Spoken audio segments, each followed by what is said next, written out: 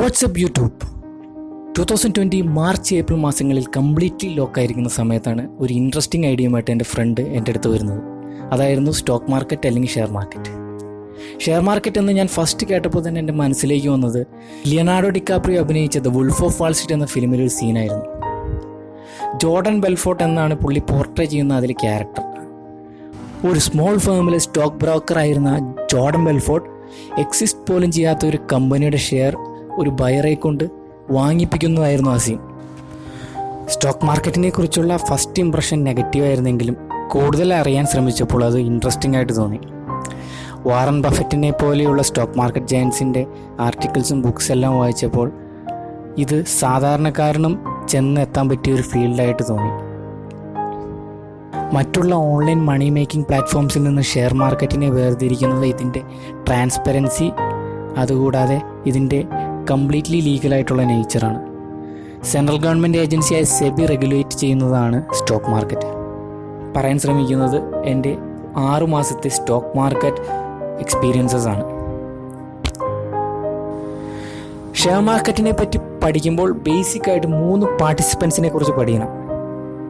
First one publicly listed company, second one brokers and third one investors.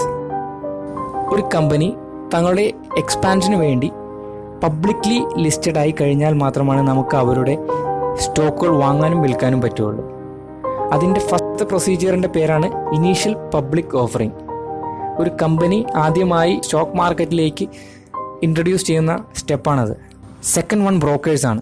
Brokers എന്ന് പറയുമ്പോൾ കമ്പനിയുടെ shares ഇൻവെസ്റ്റേഴ്സിന് വാങ്ങാൻ ഹെൽപ്പ് ചെയ്യുന്ന ആൾക്കാരാണ്. Major stock brokers in India പറയുകയാണെങ്കിൽ Zerodha broking limited, ICICI securities limited, HDFC securities limited ഇതെല്ലാമാണ്. നമുക്ക് ഓൺലൈൻ ബ്രോക്കേഴ്സിനെ പറ്റി സംസാരിക്കുമ്പോൾ അപ്സ്റ്റോക്സ്, സറോദ, ജിയോജിത് ഇതെല്ലാമാണ്. ഇന്ത്യൻ സ്റ്റോക്ക് മാർക്കറ്റിൽ ബേസിക്കലി 2 മേജർ സ്റ്റോക്ക് എക്സ്ചേഞ്ചുകളാണുള്ളത്. ഒന്ന് ബോംബെ സ്റ്റോക്ക് എക്സ്ചേഞ്ചായ BSEയും 2 നാഷണൽ സ്റ്റോക്ക് എക്സ്ചേഞ്ചായ NSEയും. ബോംബെ സ്റ്റോക്ക് എക്സ്ചേഞ്ച് 1875 ഓപ്പൺ ആവുന്നത്. ഏഷ്യയിലെ തന്നെ ഓൾഡസ്റ്റ് സ്റ്റോക്ക് എക്സ്ചേഞ്ചാണ് Bombay stock exchange. 2 national stock exchange 1992 open ആവുന്നത്. ഇന്ത്യയിലെ ആദ്യത്തെ ഇലക്ട്രോണിക് സ്റ്റോക്ക് എക്സ്ചേഞ്ചാണ് നാഷണൽ സ്റ്റോക്ക് എക്സ്ചേഞ്ച്. നമ്മൾ ന്യൂസിൻ്റെ എല്ലാം അവസാന ഭാഗത്ത് സെൻസെക്സ് എന്ന് നിഫ്റ്റി എന്ന് കേട്ടിട്ടുണ്ടാവും.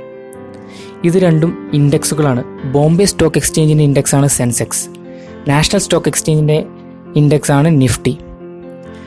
സെൻസെക്സ് എന്നത് ബോംബെ സ്റ്റോക്ക് എക്സ്ചേഞ്ചിൽ രജിസ്റ്റർ ചെയ്തിട്ടുള്ള 30 കമ്പനീസിൻ്റെ പെർഫോമൻസ് ഇവാലുവേറ്റ് ചെയ്യുന്ന ഒരു വാല്യൂ ആണ്.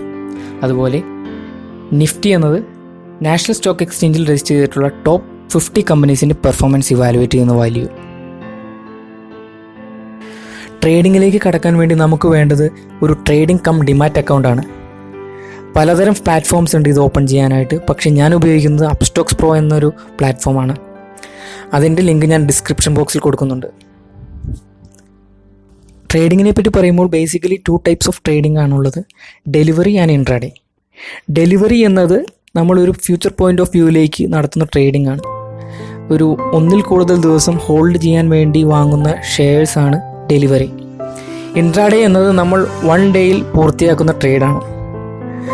9:15 മാർക്കറ്റ് ഓപ്പൺ ചെയ്തത് മുതൽ 3:15 മുമ്പ് വരെ നടത്തുന്ന ട്രേഡിംഗ് ആണ് ഇൻട്രാഡേ.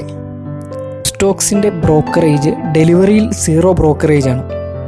ഇൻട്രാഡേയിൽ അപ് ടു ₹25 ആണ്. മാക്സിമം ആണ് 25 എന്നുള്ളത്. ഇനി ഞാൻ ചെയ്യാൻ പോകുന്നത് അപ്സ്റ്റോക്സ് പ്രോ എന്ന പ്ലാറ്റ്ഫോമിലൂടെ ട്രേഡിങ്ങിൻ്റെ ടെർമിനോളജീസ് ആൻഡ് ഓപ്ഷൻസ് ഞാൻ നിങ്ങൾക്ക് പരിചയപ്പെടുത്തുകയാണ്.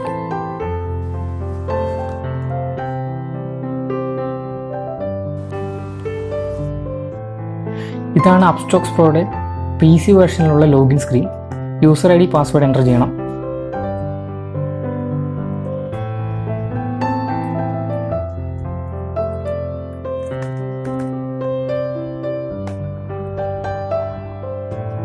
ഡേറ്റ് ഓഫ് ബർത്ത് എൻ്റർ ചെയ്ത് കൺഫേം ചെയ്യണം.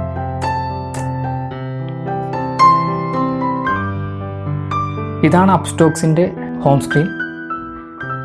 നമുക്ക് ലെഫ്റ്റ് ടോപ്പിൽ കാണാൻ പറ്റും നിഫ്റ്റിയും സെൻസെക്സും. അതിൻ്റെ വാല്യൂ ആണ് അവിടെ വേരി ചെയ്തുകൊണ്ടിരിക്കുന്നത്. നിഫ്റ്റി എന്ന് നമ്മൾ നേരത്തെ പറഞ്ഞതുപോലെ നാഷണൽ സ്റ്റോക്ക് എക്സ്ചേഞ്ചിൻ്റെ ഇൻഡെക്സ് ആണ്. സെൻസെക്സ് എന്നത് ബോംബെ സ്റ്റോക്ക് എക്സ്ചേഞ്ചിൻ്റെ ഇൻഡെക്സ് ആണ്. പിന്നെ താഴത്തോട്ട് വന്നാൽ ലെഫ്റ്റിൽ ഉള്ളത് വാച്ച് ലിസ്റ്റ് ആണ്. ഞാൻ വാച്ച് ചെയ്യുന്ന ഷെയർസിൻ്റെ വാല്യൂസ് കാണിക്കുന്നതാണ് വാച്ച് ലിസ്റ്റ്. ഇതിലിപ്പോൾ ഞാൻ വാച്ച് ചെയ്യുന്ന ടാറ്റ മോട്ടോഴ്സ് ഉണ്ട്, സ്റ്റീൽ അതോറിറ്റി ഓഫ് ഇന്ത്യ ഉണ്ട്, Reliance infra, Bharat heavy electrics limited, Muthoot finance, Kitex, south Indian bank, federal bank, HDFC bank, Reliance, yes bank, CG power. CG power എന്നത് ക്രോംപ്ടൺ ആൻഡ് ഗ്രീവ്സ് ഇലക്ട്രിക്കൽ സെക്ടറിലുള്ളതാണ്. സിക്കൽ എന്നത് logistics കമ്പനിയാണ്. Idea, Sun Pharma pharmaceuticals കമ്പനിയാണ്. ഇതിൽ നമ്മൾ നോക്കുകയാണെങ്കിൽ ഇതിൽ values റെഡും ഗ്രീനും ആവുന്നത് കാണാം.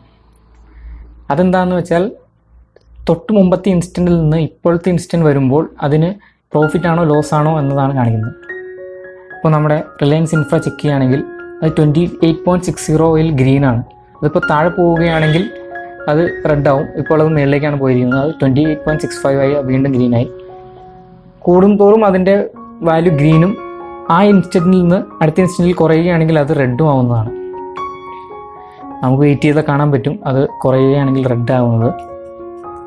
അത് അടുത്ത ഇൻസ്റ്റൻറ്റിൽ കുറഞ്ഞിരിക്കുന്നു, 28.65 ആയി. അപ്പോൾ അത് റെഡായിരിക്കുന്നു, വീണ്ടും അത് ഗ്രീൻ ആയിട്ടുണ്ട്. അതുപോലെ റൈറ്റ് സൈഡിലേക്ക് വന്നാൽ ഇത് ചാർട്ടാണ്. ഇത് ഐഡിയയുടെ ചാർട്ടാണ്. ഐഡിയയുടെ ഓരോ മാസത്തിലുള്ള പ്രൈസ് വേരിയേഷൻസ് ആണ് ഈ കാണിക്കുന്നത്. നമുക്കത് 1 ഡേയിലെ പ്രൈസ് വേരിയേഷൻ ആക്കണമെങ്കിലുണ്ട്. അതിൽ അവിടെ ക്ലിക്ക് ചെയ്യുകയാണെങ്കിൽ നമുക്ക് ഇന്നത്തെ പ്രൈസ് വേരിയേഷൻ കാണാൻ പറ്റും. ഇന്ന് സ്റ്റോക്ക് മാർക്കറ്റ് ഓപ്പൺ ചെയ്തപ്പോഴുള്ള വാല്യൂസ് ആണ് ഇത് കാണിക്കുന്നത്. ഇപ്പോൾ ലാസ്റ്റ് ട്രേഡ് പ്രൈസ് ഇവിടെ 8.65 ആണ്, അതിവിടെ കാണാം. നമ്മൾ താഴത്തേക്ക് വന്നാൽ ഓർഡേഴ്സ് ഉണ്ട്, പൊസിഷൻസ് ഉണ്ട്, ഹോൾഡിങ്സ് ഉണ്ട്. ഓർഡേഴ്സ് എന്നാൽ നമ്മൾ ഒരു ഡേയിൽ ചെയ്യുന്ന ഷെയറുകളുടെ ഡീറ്റെയിൽസ് കാണിക്കുന്നതാണ്. അതിൽ ഓപ്പണും ഉണ്ട്, ക്ലോസ്ഡും ഉണ്ട്.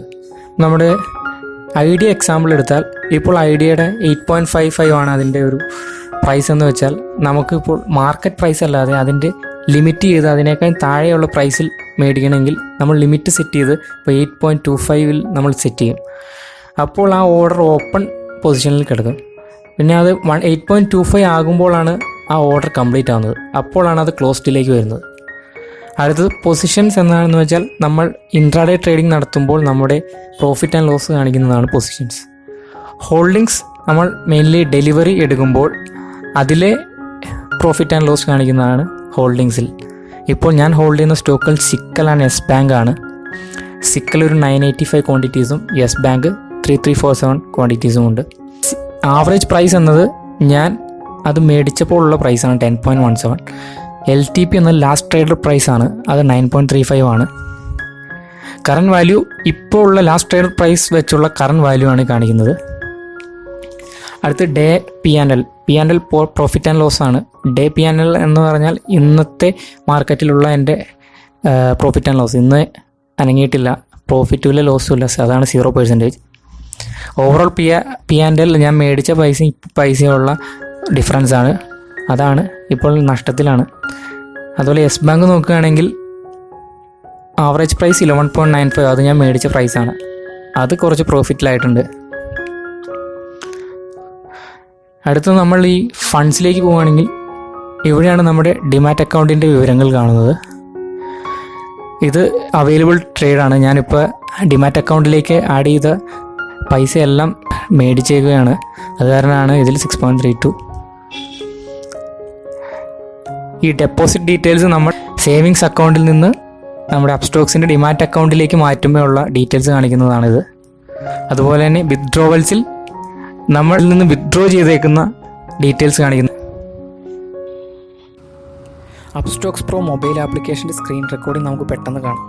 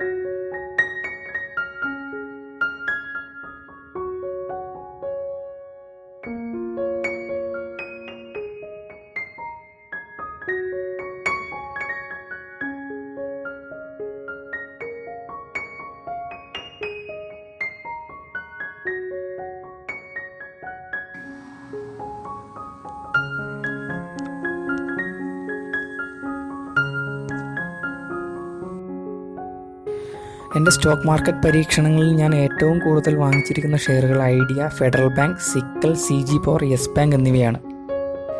ഐഡിയയുടെ കേസ് എക്സാമ്പിളായിട്ട് എടുക്കുകയാണെങ്കിൽ ഐഡിയയുടെ ഇപ്പോഴത്തെ ഒരു ആവറേജ് പ്രൈസ് എന്നത് 8.7 ആണ്.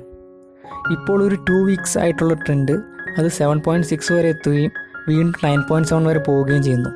അതായത് ഇത്രയും ചെറിയ വാല്യൂ ഉള്ള ഐഡിയയുടെ ഷെയർ ₹2 ഫ്ലക്ച്വേഷൻ കാണിക്കുന്നുണ്ട്. അത് വലിയൊരു മാറ്റമാണ്. അതായത് നമ്മൾക്ക് ഇതിൽ നിന്ന് മനസ്സിലാക്കുന്നത് നമുക്ക് ഹൈലി വോളറ്റൈൽ ആയിട്ടുള്ള ഷെയർ മേടിക്കുന്നതാണ് ലാഭകരം. അത് കണ്ടുപിടിക്കുക എന്നുള്ളതാണ് നമ്മുടെ ഫസ്റ്റത്തെ സ്റ്റെപ്പ്. കൂടാതെ നമ്മൾ മേടിക്കുന്ന കമ്പനിയുടെ ഫണ്ടമെൻ്റൽ അനാലിസിസ് ചെയ്യുക, ടെക്നിക്കൽ ഡീറ്റെയിൽസ് എടുക്കുക എന്നതെല്ലാം ഒരു ബിഗിനർ എന്ന നിലയിൽ നമ്മൾ ചെയ്യേണ്ട കാര്യങ്ങളാണ്. എത്ര എമൗണ്ട് തന്നെ ആയിക്കോട്ടെ, നമുക്കൊരു ബാങ്കിൽ FD ഇട്ടാൽ നമുക്ക് മാക്സിമം കിട്ടാൻ പോകുന്ന പ്രോഫിറ്റ് 6 to 8% ആണ്. പക്ഷേ നമ്മൾ ആ എമൗണ്ട് സ്റ്റോക്ക് മാർക്കറ്റിൽ ഇൻവെസ്റ്റ് ചെയ്യുകയാണെങ്കിൽ നമുക്ക് കിട്ടാൻ പോകുന്നത് 30 to 40% പ്രോഫിറ്റാണ്. സ്റ്റോക്ക് മാർക്കറ്റിനെ പറ്റി കൂടുതൽ പഠിക്കുന്നത് വഴി നമുക്കത് സിമ്പിളാവുകയും നമുക്കത് ഇൻട്രസ്റ്റിംഗ് ആയിട്ട് തോന്നുകയും ചെയ്യും. മ്യൂച്വൽ ഫണ്ട്സും FDയും ജനറേറ്റ് ചെയ്യുന്നതിനേക്കാൾ 3-4 മടങ്ങ് പ്രോഫിറ്റാണ് സ്റ്റോക്ക് മാർക്കറ്റ് നമുക്ക് തരുന്നത്. അതുകൊണ്ട് കൂടുതൽ സ്റ്റോക്ക് മാർക്കറ്റിനെ പറ്റി പഠിക്കുക, ഇൻവെസ്റ്റ് ചെയ്യുക, വളരുക.